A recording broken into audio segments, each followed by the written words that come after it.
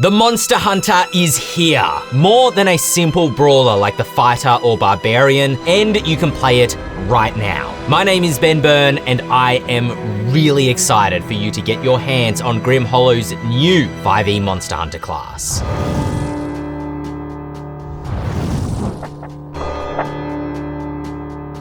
The Monster Hunter is a class designed for you to play a warrior whose greatest weapon is your knowledge, something no other 5e class quite accomplishes. The Monster Hunter is an intelligence-based martial class that makes you an expert at identifying, tracking, and exploiting the weaknesses of your enemies. It's not a simple man-at-arms like a barbarian, fighter, or monk. A paladin or ranger do have monster-slaying features, but their power is intrinsically tied to divine or primal magic. A Monster Hunter allows you to play a character like Geralt of Rivia, John Constantine, or Trevor Belmont, investigative hunters who rely only on their skills and knowledge. Or you could play an epic hero like Heracles or Beowulf, who overcame their monstrous foes by discovering their Achilles heel. Heracles killed the Hydra by cauterizing the stumps of its severed heads, while Beowulf could only slay Grendel's mother using a magical sword he found in her lair. Whether it's with magic weapons, dark mutations, or handcrafted gadgets, this class overcomes monstrous advantages like damage resistances or regeneration. If you want to read the class for yourself, you can follow this link right here. There you can sign up for our Playtesters VIP Discord for $1 and download the full Monster Hunter playtest levels 1 to 20 with all 4 subclass hunting guilds included. You'll also have access to playtest surveys. You can ask us questions and help refine the Monster Hunter and shape the future of Grim Hollow as a whole. Because during the next 6 months, we'll be dropping other playtest packets as well, including Grim Hollow heritages and new transformations. It's not a Patreon, it's not a subscription service, there's no ongoing cost. We just want to create a focused community who want to participate in Grim Hollow's dark and gritty future.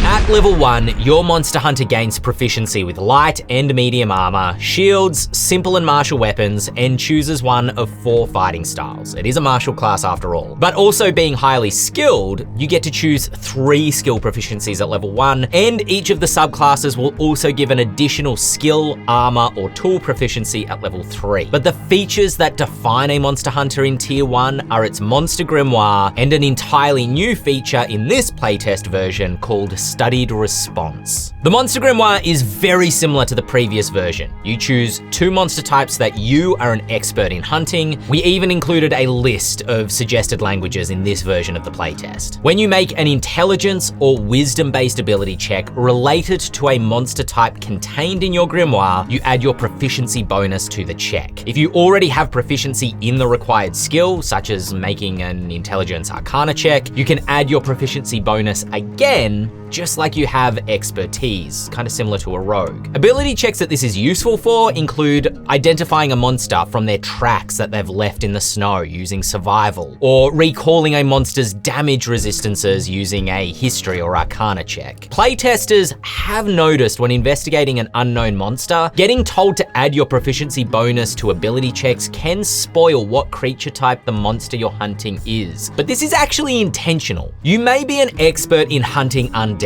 but you fail a medicine check to learn what specific undead left notable wounds in the corpse of its victim. Though you may not learn the monster's actual identity, you can still recognize the signs of undead. But the big new feature that we've added to the Monster Hunter is called Studied Response. Beginning at 2nd level, you've learned how to strike your enemies at precisely the right moment. A dragon raises its claws, exposing its weak underbelly. A vampire is distracted in the moments where it's biting into a fresh victim. Or a giant is briefly off balance when it raises its foot to stomp. When an enemy that you can see within 60 feet makes a weapon attack, you can use your reaction to make a weapon attack against that enemy first. Though it's a little bit conditional, functionally this gives you multi-attack at second level because you'll very frequently get to attack twice per round of combat. When we playtested Study Response at an Aussie convention recently, players found it really fun to swiftly execute a monster entirely before the monster managed to make its attack. Studied Response is a very powerful second level feature. Ideally, it would actually probably make more sense as a 5th level feature where other martial classes get multi-attack, but we've kept it at 2nd level because some of the Hunting Guild subclasses' 3rd level features trigger from Studied Response. And also, it is still somewhat conditional about whether you'll get to use it or not. Studied Response is intended as the cornerstone of the Monster Hunter's combat strength. Rogues sneak attack, barbarians rage, and Monster Hunters use Studied Response. At 5th level, instead of multi-attack, you'll gain Expert Strike. This feature allows you to add your intelligence bonus to both your weapon attack and your weapon damage rolls. Monster Hunters don't fight by recklessly swinging their weapons around as quickly as they can. They study the movements of their enemies, learn their weaknesses, and inflict precision strikes exactly where it's gonna hurt the most. Coupled with Studied Response, you'll actually be putting out similar damage to a fighter or barbarian per round. But your hits will likely be more consistent because you'll have a much higher attack modifier. At 6th level, you'll add another creature type to your monster grimoire, and your weapon attacks crit on a 19 or 20 when attacking any creature that is listed in your grimoire. At 9th level, you gain the feature Knowledgeable Defense. When you must make any sort of saving throw against an attack, spell, or ability from a monster listed in your grimoire, you can choose to make an intelligence save instead. And this represents that your knowledge of the monster informs you how to overcome whatever effect it's trying to have on you. It's important to us that you feel rewarded for being an expert in hunting specific types of monsters, but you don't feel useless when you're not fighting those monster types. So some features like Studied Response and Expert Strike do not require you to be fighting monsters of a creature type contained in your grimoire. But Knowledgeable Defense and some other class features do target or are improved by targeting monsters from your grimoire. And through playtesting, you can let us know if you think we got that balance right.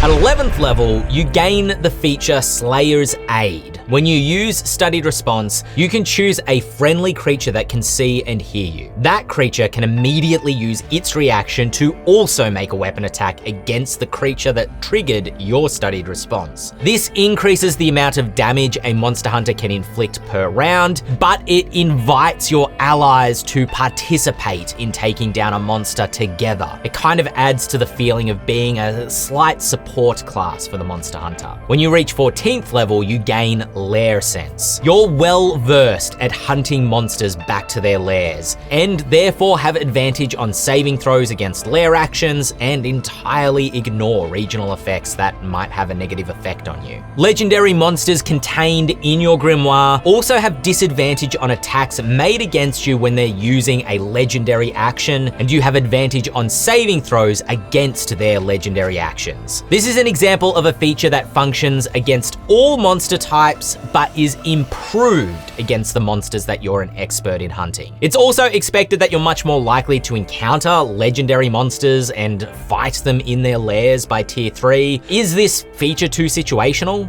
Playtest it and let us know. At 17th level, you gain Lightning Response, allowing you to call 2 allies when you use Slayer's Aid as part of a Studied Response. And at 20th level, you gain Grave Strike, which allows you to score a critical hit against monster types listed in your grimoire on the roll of an 18, 19, or 20. And additionally, when you score a critical hit against a monster from your grimoire, you can force it to make a Constitution saving throw. The DC equals whatever damage you rolled for the critical hit. If the monster fails that save, it is immediately reduced to 0 hit points. On a successful save, it takes the damage from the critical hit instead. Tier 4 Monster Hunters are focused on ending a monster's life before a fight truly needs to begin. Even if you roll low initiative, you can still use Studied Response coupled with Slayer's Aid to pile on 3 attacks worth of damage on the monster's turn, or do it when it uses a legendary action to attack. I want to talk about some of the design decisions that we made based on feedback that we got in the first round. First of all, connections to the monster salvage rules from the Grim Hollow Monster Grimoire have been dropped from the Monster Hunter's class features entirely. This is because we want the Monster Hunter to work in any campaign or setting, not just Grim Hollow. Playing the class no longer requires you to know the salvage rules. That said, your Monster Grimoire class feature will still provide bonuses to ability checks that you make while using Grim Hollow's salvage or crafting rules, or when recalling lore about one of the monsters from the Grim Hollow Monster Grimoire. Players have asked if they could add monsters to their grimoire after having fought them, kind of like adding spells to a spellbook or Pokemon to a Pokedex. This still isn't the direction that we've gone, as cool as that idea is. The reason is, at least in our experience, you don't tend to fight the exact same monster twice in a D&D campaign. Maybe minions like skeletons or kobolds or goblins or zombies or something like that. But if you save a village from griffins at 3rd or 4th level, how likely are you to encounter griffins again at 6th or 7th level? There are too many cool monsters GMs want to use to do repeat encounters all the time. Also, do variant stat blocks count as the same monster for the purpose of your monster grimoire? If you fought zombies at level 3, do you also become an expert at hunting weeping zombies if you encounter them at level 5 or 6? That's why the simplest thing to do mechanically is group monsters by creature type, and assume that if you're an expert at hunting skeletons, you're probably an expert at hunting zombies and ghouls as well. Hunter's Instincts was a popular 3rd level feature of the previous Monster Hunter, which allowed you to learn details about hostile creatures using a bonus action. Those details included things like learning a monster's damage resistances, or a monster's armor class mid-battle. This feature was removed to make space for Studied Response, which